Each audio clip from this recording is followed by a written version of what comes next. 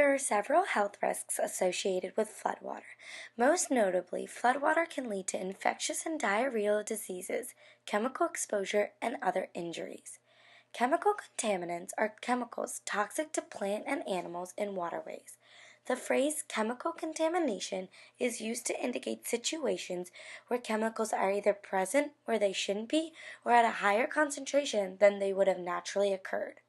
A specific chemical contaminant is pesticides, which can result from an agricultural hazard.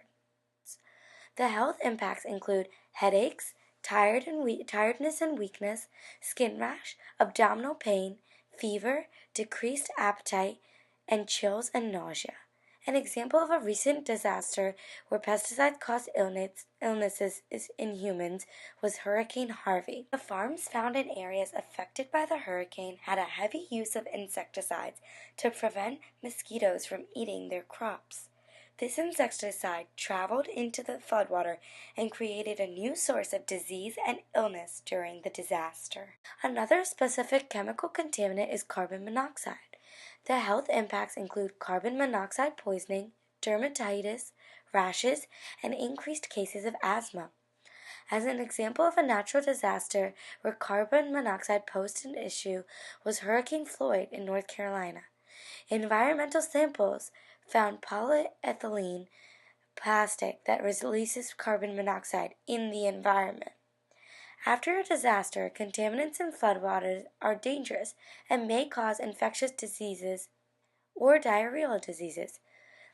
Crypto is a parasite that causes diarrheal diseases.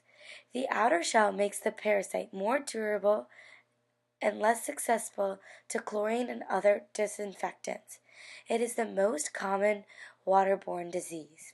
High levels of E. coli have also been found after many flooding events. Contaminants in floodwater are dangerous and may cause infectious and/or diarrheal diseases, especially if consumed.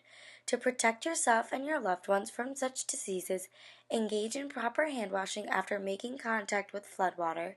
Keep children from playing around or in floodwater.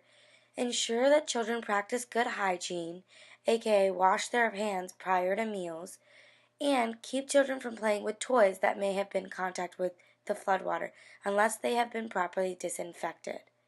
Now, we will show you a video of how to properly disinfect toys. If a toy comes in contact with floodwater, use bleach to disinfect the toy. It is important to know that floodwaters may have moved hazardous chemicals from their place of storage. Therefore, industrial chemicals are likely to be free-floating in the water. Call 911 or National Poison Control Center if you have reason to believe that you or someone else has ingested chemically contaminated water.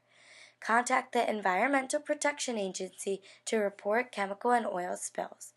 If authorities require that you evacuate an area due to chemical hazards, visit the CDC website for tips about evacuation or sheltering in place.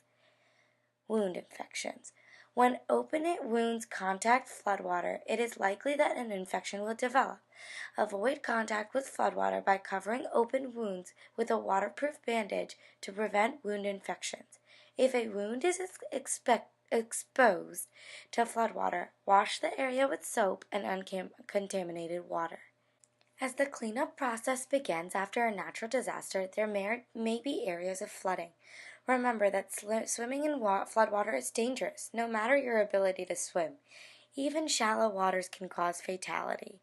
Do not rely on a vehicle for floodwater protection.